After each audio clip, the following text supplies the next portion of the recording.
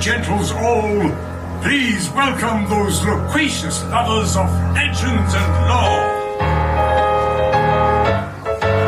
Those versatile viscounts of voluminous verbosity as they portray a panoply of personalities under this preeminent proscenium. Please welcome Mr. Smythe and Mr. Jones.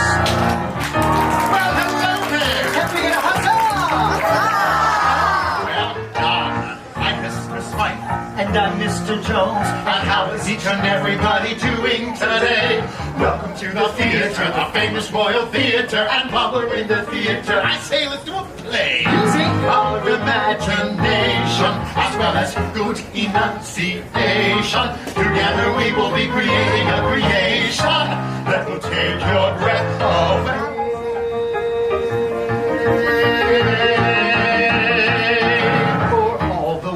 It's a stage, my friend. Attend and hark if you've an ear to lend. We're gonna tell a tale with once upon a time at the start, and there's a happy ever after at the end. I say, Mr. Smythe. Yes, Mr. Jones? What story shall we players play today? Today we shall render upon these boards an adventure that is most hair-raising. Oh, well said, Mr. Smythe. For today we tell the timeless tale of Tango! It's a very special tale of a very special girl. She's full of hopes and dreams, a little something like you. And if she puts some work into it, makes her mind up to pursue it, she can make her wish come true. It may be only hard to do with imagination, some courage and determination. If she can conquer all her fears and trepidation, well then she just might make it through.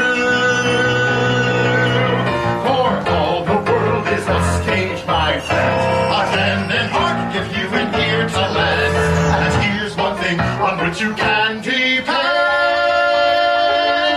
We're gonna make a little magic if you all do your part. We will create a little fun and full of courage and heart. We're gonna tell a tale with once upon a time at the start. There's a happy ever after at the end. Happy ever after at the end.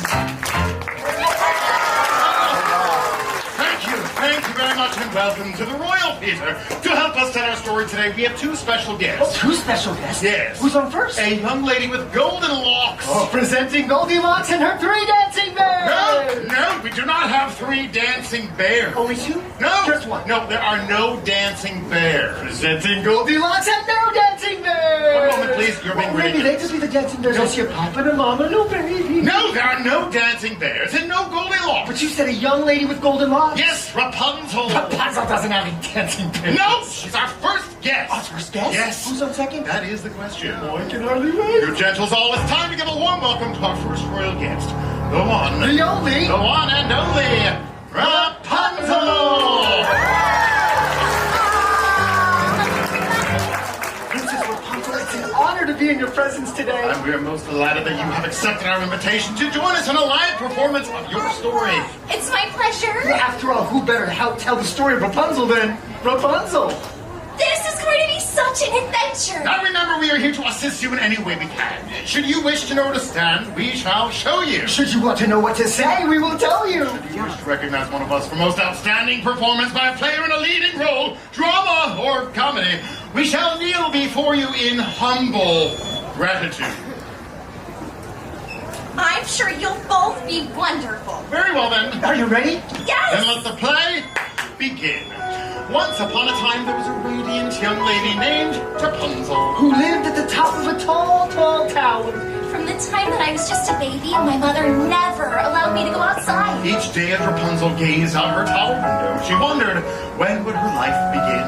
My dream was to go see the floating lanterns that appeared in the night sky every year on my birthday. But today, like every other day, Rapunzel's daydream a familiar voice. Rapunzel, Mother Gothel? let down your hair. Oh, let me undo that for you. Wait a minute. You have no idea how long it takes to braid this. But of course. Stunt hair, please. Ooh, what's that? That is a theatrical representation of your hair. Oh, I love the theater. Rapunzel, I'm waiting. Coming, Mother. Immediately, Rapunzel lowered her hair so that Mother Gothel could easily ascend the steep tower wall.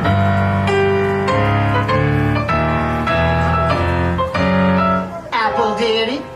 Thank you. It should be noted by all in attendance that Mother Gothel was not Rapunzel's real mother. That's right. I was kidnapped by Mother Gothel when I was just a baby. And why was Rapunzel kidnapped? Mr. Jones! Because of her magic hair. Yes, which keeps Mother Gothel. The fairest of them all. Rapunzel, dear. Princess. Rapunzel, dear, Mummy's feeling a bit run down. Why don't you let me brush your hair while Mr. Smythe sings your magic song? Flower, gleam, and glow. Whenever I sang the magic song, my hair began to shiver and glow. And as it glowed, it kept Mother Gothel young with its special healing powers. As Gothel brushed the enchanted hair, the years melted away. Like sands to the hourglass, thus were the days of our lives. Why, thank you, my dear. Princess. Thank you, my dear. Now go get me my mirror. Oh!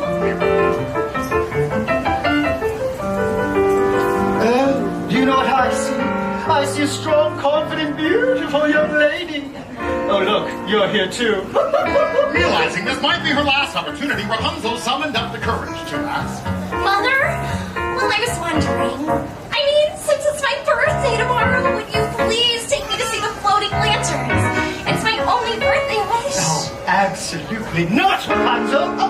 Sorry, Samuel. Flower, gleam, and glow, let your power shine. Make the clock reverse, bring back what once was mine.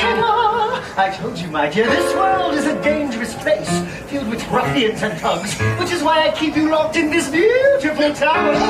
Sorry. Seriously, Sam. Flower, glow, power shine, clock reverse, mine. For your own safety, my dear, you will never, ever leave this tower. Ever. Trust me, Rapunzel. Mother knows best. Rapunzel was determined to see the floating lanterns, so she did what any imprisoned 18-year-old girl would do. Took back to the frying pan and headed for the window. Looking down, she spotted a young man climbing up the tower. A stranger! And as he hauled himself up into her tower room...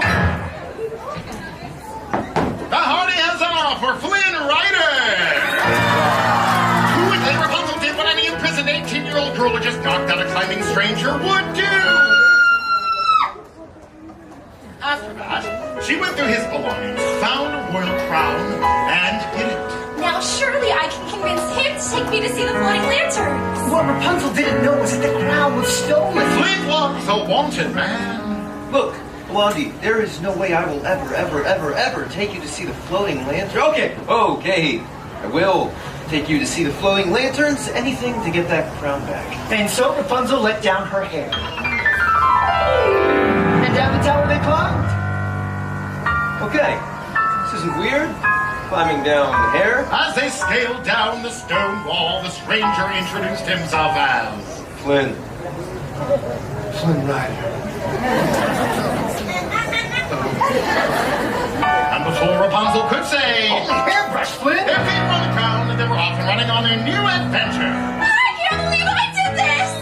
This is so fun! I just hope I don't run into any ruffians or thugs. Hoping to end this adventure as quickly as possible. And to avoid being arrested by the royal guard, Flynn said, Hey, are you hungry? Because I know a great place for lunch. Thus he led the way to the Snuggly Duckling Tavern. Which, as it turns out, was filled with ruffians and thugs. Oh, wow, will you look at this bunch? This is a mean-looking bunch of ruffians and thugs. Look at that one. Never trust anybody sucking on their thumb. And don't let this one in the bucket hat fool you. I think I've seen them on the kingdom's most wanted list. You know what, Blondie? I think things would be a whole lot safer if we just turned you around and got you back home. What do you say? Let's go back to your tower and I'll get my crown, okay? Excuse me? Are you Flynn Rider? Do I look like Flynn Rider? What do you think? Does he look like Flynn Rider? Fair enough! Give me back my stranger! Oh, I need him to take me to see the floating lanterns. It's my dream. Don't any of you have a dream? I had a dream once. I've got a dream. I've got a dream. See, I ain't as cruel and vicious as I seem.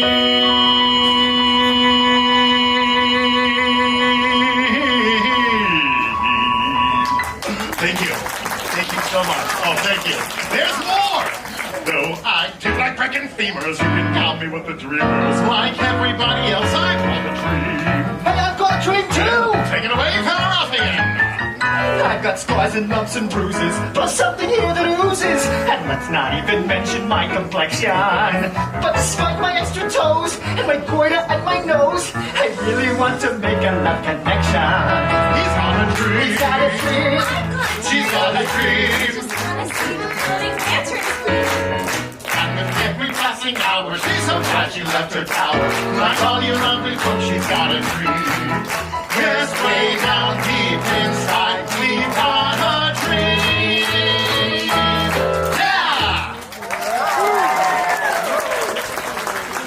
Suddenly, out of nowhere, came a brand new character nobody had ever seen. well, I've seen him. That's Maximus, a horse of the Royal Guard. Did this after me? Follow me. There's a secret passage.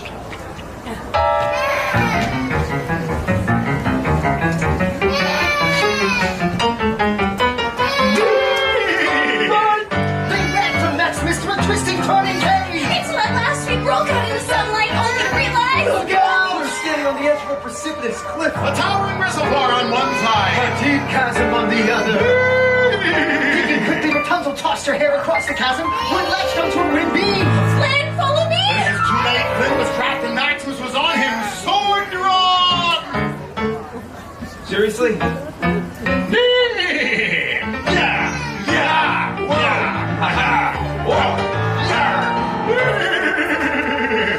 What?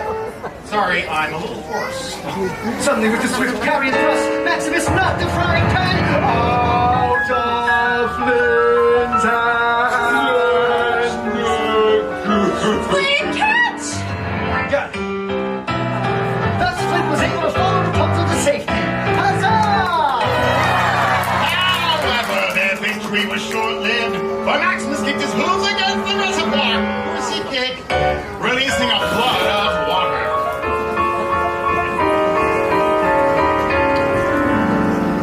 Flynn and Rapunzel found themselves trapped in a cave, too dark to find their way out, with the water level rising. I never should have left the tower. This is all my fault, Flynn. Eugene, What? my real name is Eugene Fitzherbert. Someone might as well know. Well, I've got magic hair that glows when I sing. What? I've got magic hair that glows when I sing.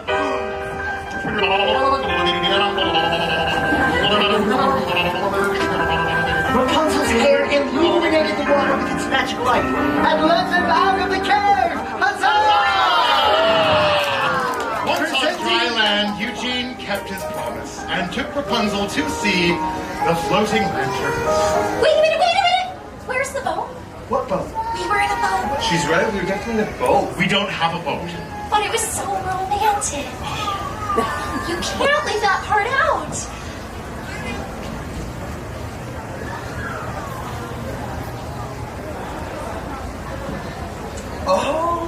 Oh, what is that? It's a theatrical representation of our boat. Oh, I love the theater.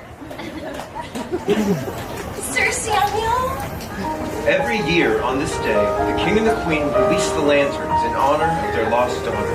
They're so beautiful. As the sky filled, the lantern's warm glow. I realized I was falling in love. And at last I see the light, and it's like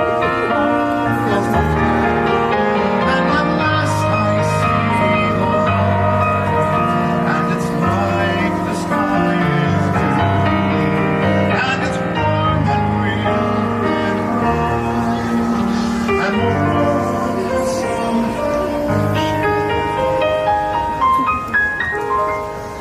All at once, everything is different now that I see you. Now that I see you.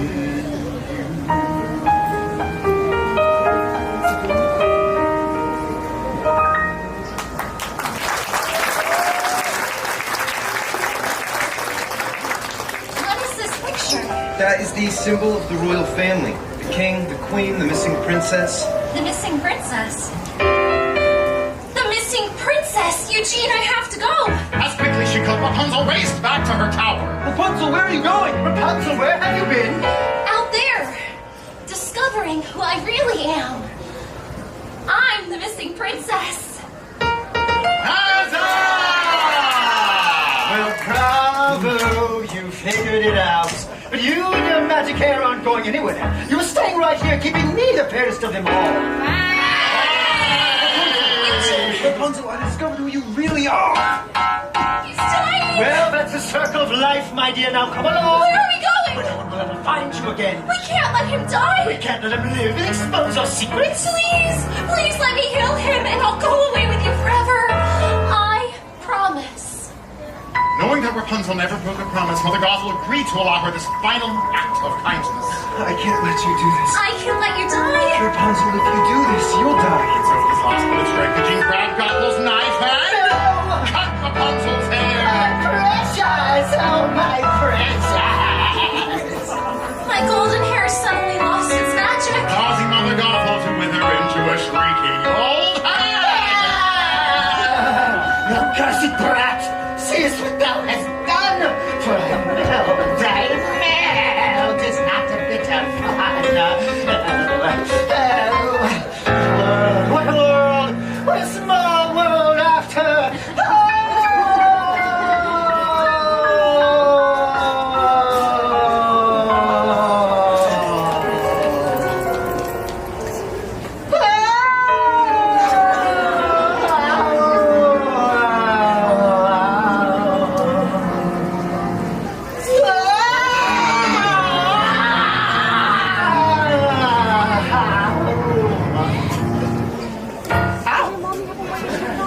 At last, Eugene, I see the light. Everything is different now that I see you. His last breath, Eugene uttered the words.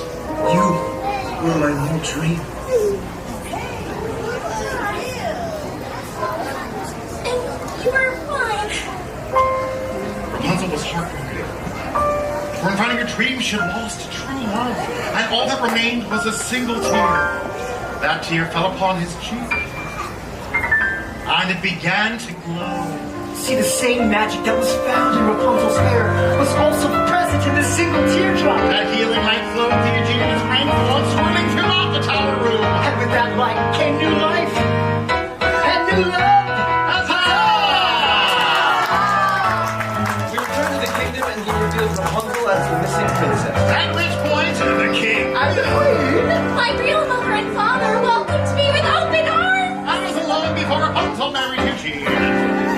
And Eugene married Rapunzel. And we all lived. Happily ever after. Huzzah!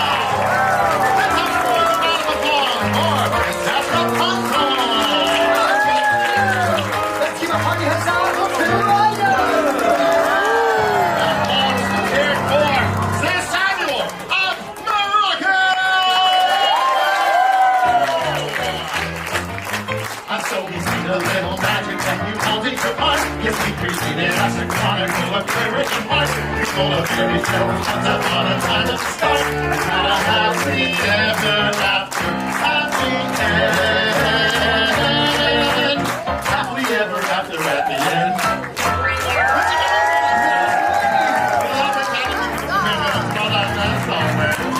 Woo!